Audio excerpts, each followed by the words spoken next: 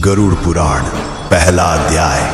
मृत्यु के तुरंत बाद क्या होता है और फिर वह क्षण आता है जब जीवन की अंतिम श्वास रुक जाती है, नेत्रों के आगे अंधकार छा जाता है और संपूर्ण अस्तित्व एक शून्य में विलीन हो जाता है। किसी ने कभी कल्पना भी नहीं की थी कि आज की सुबह उसकी अंतिम सुबह होगी। परिवार रो रहा होता है, चिकित्सक कहता है अब यह नहीं रहा, किंतु जो चला गया वह सब कुछ देख रहा होता है ऊपर से, आत्मा के रूप में। गरुड़ पुराण कहता है मृत्यु के तुरंत पश्चात आत्मा अचंभित हो जाती है।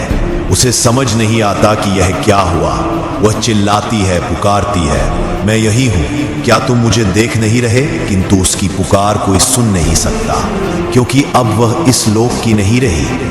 उस क्षण वह जिनसे सबसे अधिक प्रेम करती थी उन्हें छूने का प्रयास करती है, अपने बच्चों को गले लगाना चाहती है, अपनी माँ का हाथ पकड़ना चाहती है, परंतु हर बार वह केवल वायु को स्पर्श करती है। और यही होता है मृत्यु का सबसे बड़ा दुख, जैसे जीवित होकर भी मर चुका हो।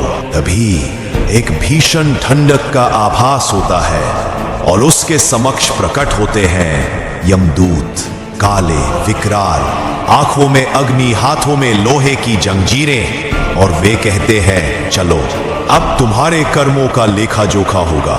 वहीं से आरंभ होती है आत्मा की वास्तविक यात्रा, जहां कोई संबंध काम नहीं आते, ना धन ना नाम, केवल तुम्हारे कर्म जो एक एक अक्षर की भांति ब्रह्मांड में अंकित है। मृत्यु अंत नहीं है, यह एक नया द्वार है जिसके उस पार केवल सत्य है, निर्दयी, अडोल, अपरिहार्य सत्य, जहां हर जीव को उतरना ही पड़ता है, चाहे वह राजा हो या रंक। यह था गरुड़ पुराण का पहला सत्य।